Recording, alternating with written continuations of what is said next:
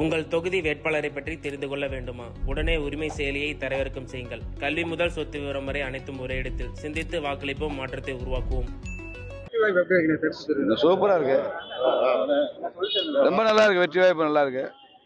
நான் சொல்றதை விட இந்த தொகுதி மக்கள்கிட்ட கேட்டாலே இப்போ சொல்லுவாங்க பிஜேபி தான் ஜெயிக்க போகுதுன்னு சொல்லுவாங்க. ஆமா, தாமரை தான் ஜெயிக்கும்னு சொல்ல போறேன்.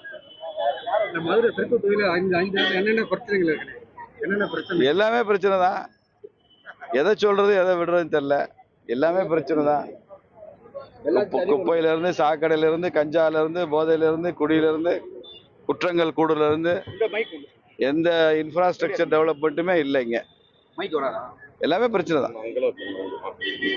மக்கள் மகிழ்ச்சியா இல்ல. முதல்ல மதுரையை தூய்மை நகரம் மாத்துறது, அதாவது மதுரை தெற்கு தொகுதியை தூய்மை நகரமா மாத்துறது. 14 வார்டு அதை தூய்மைப்படுத்துறதுனா எங்க போனாலும் அதுதான் பெரிய பிரச்சனையா சொல்றாங்க மக்கள். அதனால அந்த தூய்மை பணி தான் மத்திய அரசின் சிறப்பு நிதி பெற்று செஞ்சு தருவோம் அப்படின்னு சொல்லியிருக்கேன். மதுரை தெப்பக்குளம் வந்து ரொம்ப அழுக்கா இருக்கு. அதான் தூய்மை நகரம்னா அதுவும் சேர்ந்து தானே, தெப்பக்குளம் சேர்ந்து தான். வைகை ஆத்துல தான் அழகர் இறங்குறாரு, அந்த இடமே சாக்கடை தான் கலந்துட்டு இருக்கு.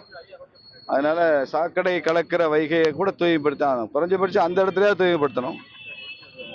அழகரை சாக்கடையில் நிறுத்தக்கூடாது, ஆத்துல தான் இறங்கணும். மதுரை தெற்கு தொகுதியின் பாஜக வேட்பாளர் பேராசிரியர் ராமஸ்ரீனிவாசன் அவர்களுக்கு தாமரை சின்னத்தில் வாக்களித்து வெற்றி பெற செய்யுமாறு அன்போடு கேட்டுக்கொள்கிறோம். சூப்பரா இருக்கு, ரொம்ப நல்லா இருக்கு. வெற்றி வாய்ப்பு நல்லா இருக்கு. நான் சொல்றதை விட இந்த தொகுதி மக்கள்கிட்ட கேட்டாலே இப்போ சொல்லுவாங்க பிஜேபி தான் ஜெயிக்க போகுதுன்னு சொல்லுவாங்க. ஆமா, தாமரை தான் ஜெயிக்கும்னு சொல்ல போறேன். எல்லாமே பிரச்சனை தான். எதை சொல்றது எதை விடுறதுன்னு தெரியல. எல்லாமே பிரச்சனை தான். குப்பையில இருந்து, சாக்கடையில இருந்து, கஞ்சால இருந்து, போதையில இருந்து, குடியில இருந்து, குற்றங்கள் கூடுதல இருந்து, எந்த இன்ஃப்ராஸ்ட்ரக்சர் டெவலப்மெண்ட்டுமே இல்லைங்க.